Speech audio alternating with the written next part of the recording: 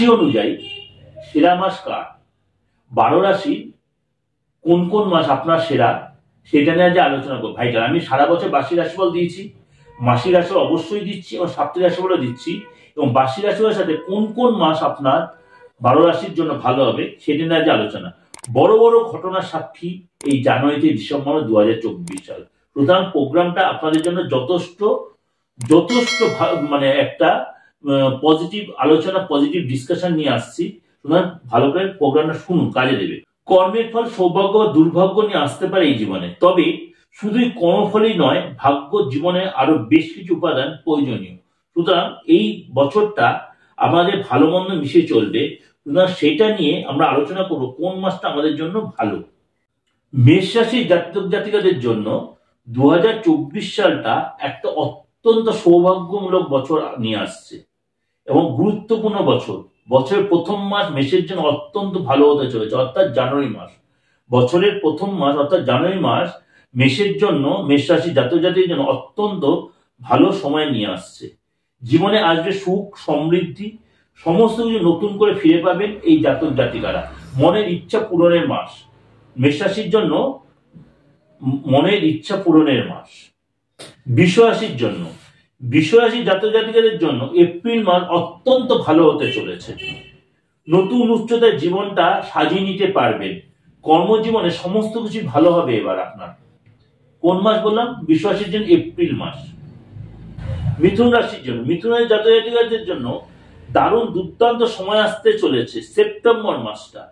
September মাস আপনাদের জন্য যথেষ্ট দুর্দান্ত সময়, সবকিছু মনের ইচ্ছা পূরণের মাস এটা মিথুন রাশির জন্য। কর্কট রাশির জন্য জুলাই মাসটা হচ্ছে অত্যন্ত শুভ। জুলাই মাস হচ্ছে কর্কট রাশির জন্য অত্যন্ত শুভ মাস হতে চলেছে। তীরের গতিতে উন্নতি হবে, চারপাশে সমস্ত কিছু আগের থেকে ভালো ঘটনা ঘটবে, আপনার মনের ইচ্ছে পূরণ হবে, পদ প্রমোশন পাবেন এবং বিয়েও হয়ে যায়, যারা বিবাহ যোগ্যতা বিয়ে হয়ে যেতে পারে। সিংহ রাশির জন্য, সিংহ রাশির জন্য আগস্ট মাসটা 2024 সালের আগস্ট মাস যথেষ্ট ভালো হতে চলেছে। এই বছর এই মাসটা আপনাদের জন্য যথেষ্ট কনফিডেন্স বাড়বে এবং মনের ইচ্ছা পূরণের মাস। জীবনে আগের থেকে অনেক উন্নতি করতে পারবেন এই মাসেই, এই সিংহ রাশির লোকদের আগস্ট মাসটা। কন্যা রাশির জাতক জাতিকাদের জন্য অত্যন্ত ভালো হবে সেপ্টেম্বর মাস।